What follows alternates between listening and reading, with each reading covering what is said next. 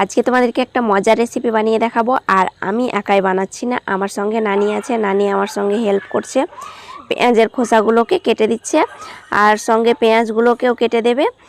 আর তোমাদেরকে যে মজার রেসিপিটা বানিয়ে দেখাবো সেটা হচ্ছে সয়াবিন চিলি চিকেন। এই সয়াবিন চিলি চিকেনটা বাচ্চা থেকে বড় সবাই পছন্দ করে।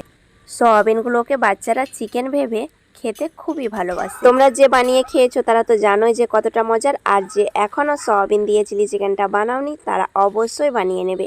খেতে হয় দুর্দান্ত গরম ভাতের সঙ্গে। একটু মোটা আকারের পেঁয়াজগুলো নেবে। পেঁয়াজগুলোকে আমি দেখো 4 ভাগ করে কেটে নিয়েছি। তারপর বড় বড় খোসাগুলোকে এইভাবে খুলে নেব। আর যেভাবে আমরা চিলি চিকেন রান্না করি সেইভাবে একইভাবে তোমরা রান্না করে নেবে। পেঁয়াজ কাটা হয়ে গেল, এবার আমি ক্যাপসিকামটাকে কেটে নেব।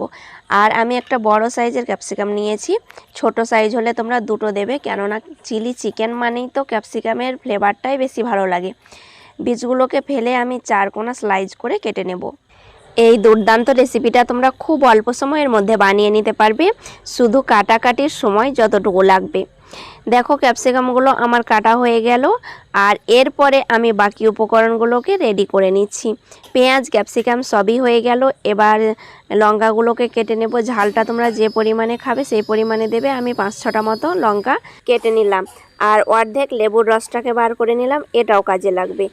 এরপর চুলোর মধ্যে হাঁড়ি বসিয়ে দিলাম। আর ইন্ডাকশানের মধ্যে মাটির হাঁড়িতে আজকে তোমাদেরকে চিলি চিকেন বানিয়ে দেখাবো। স্ট্যান্ড অ্যালুমিনিয়াম তোমরা বিভিন্ন কড়াইয়ের মধ্যে বানিয়ে খেয়েছো, কিন্তু আজকে আমি মাটির হাঁড়িতে প্রথমবার বানিয়ে দেখাচ্ছি এই চিলি চিকেনটা। মাটির হাঁড়িতে খুব ভালো লাগে খেতে এই চিলি চিকেন।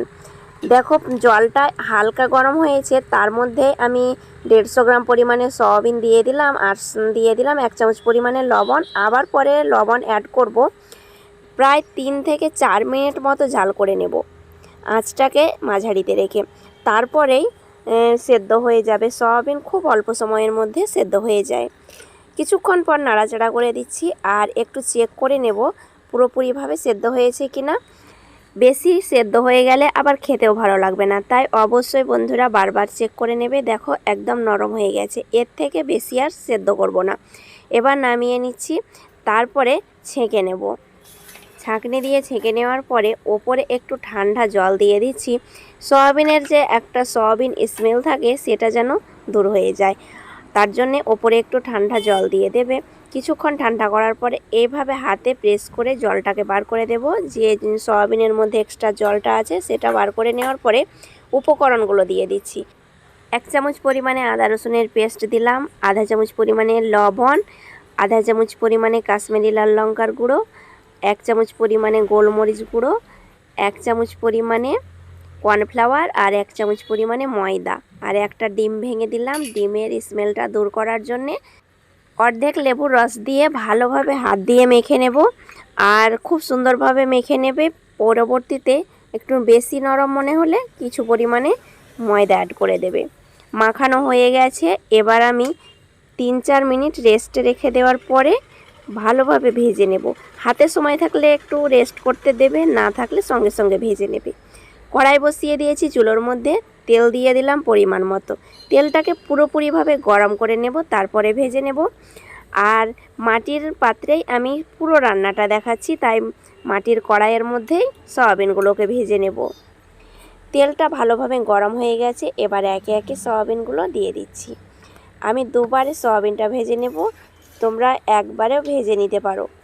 আঁচটাকে মাঝারিতে রেখে সয়াবিনগুলোকে ভেজে নিচ্ছি। হাই হিটে ভাজলে আবার পুড়ে যাবে, তাই বারবার নাড়াচাড়া করে ভেজে নিতে হবে একটু কালার করে।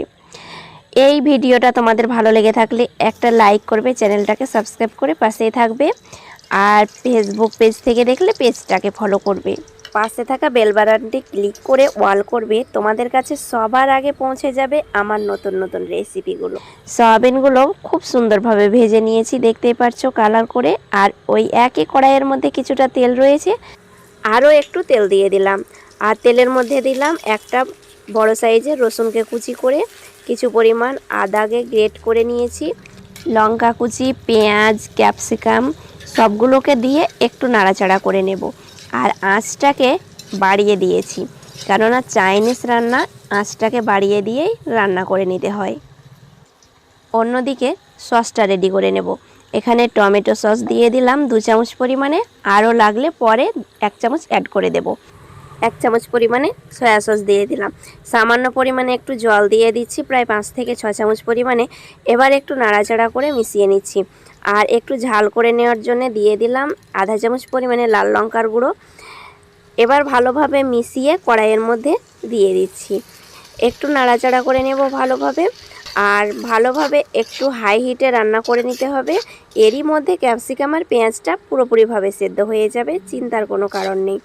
বেশ কিছুক্ষণ নাড়াচাড়া করে নিয়েছি, আর পেঁয়াজটাও একটু নরম হয়ে গেছে। সেই সময় দিয়ে দিলাম 1 চামচ পরিমাণে গোলমরিচের গুঁড়ো আর 1 চামচ পরিমাণে কাশ্মীরি লাল লঙ্কার গুঁড়ো, এতে কালারটা ভালো আসবে। এবার ভাজা সয়াবিনটাকে দিয়ে ভালোভাবে নাড়াচাড়া করে নেব কিছুক্ষণ। আঁচটাকে কিন্তু এই পর্যায়ে আমি বাড়িয়েই রেখেছি, কেননা সব সময় বাড়িয়ে এই রান্নাটা করে নিতে হবে, তাহলে কালারটা খুব ভালো আসবে। সয়াবিন দেওয়ার পরে 4 থেকে 5 মিনিট মতো ভালোভাবে রান্না করে নেব, আর এরই মধ্যে ক্যাপসিকাম আর পেঁয়াজটা খুব সুন্দরভাবে সেদ্ধ হয়ে যাবে। ক্যাপসিকাম আর পেঁয়াজ দিয়েছিলাম, যেহেতু লবণ অ্যাড করিনি তাই আবারও একটু লবণ দিয়ে দিলাম। আর 1 চামচ পরিমাণে কর্নফ্লাওয়ার নিয়েছি, তার মধ্যে কিছুটা জল দিয়ে ভালোভাবে গুলে অ্যাড করে দেব। ভালোভাবে ঘোলানো হয়ে গেছে। এবার এই কর্নফ্লাওয়ারটা দিয়ে দিলাম সয়াবিনের মধ্যে, এতে ঘনত্বটা খুব সুন্দর হবে। বেশ কিছুক্ষণ নাড়াচাড়া করে নিচ্ছি, আর শেষ পর্যায়ে আমি কর্নফ্লাওয়ারটা অ্যাড করেছি। রান্নাটা প্রায় হয়ে গেল, আর শেষ পর্যায়ে আরও একটা উপকরণ অ্যাড করব। আবারও আমি অফ ক্যামেরায় 1 চামচ মতো টমেটো সস অ্যাড করেছিলাম। তোমাদের পরবর্তীতে সস লাগলে আবারও অ্যাড করতে পারো। আর সামান্য পরিমাণে চিনি ছড়িয়ে দিলাম। চিনিটা দিলে খেতে বেশি ভালো লাগে। সব কিছু একসঙ্গে মিলে মিশে একাকার হয়ে গেছে, আর খুব সুন্দরভাবে রেডি হয়ে গেছে সয়াবিন চিলি চিকেন।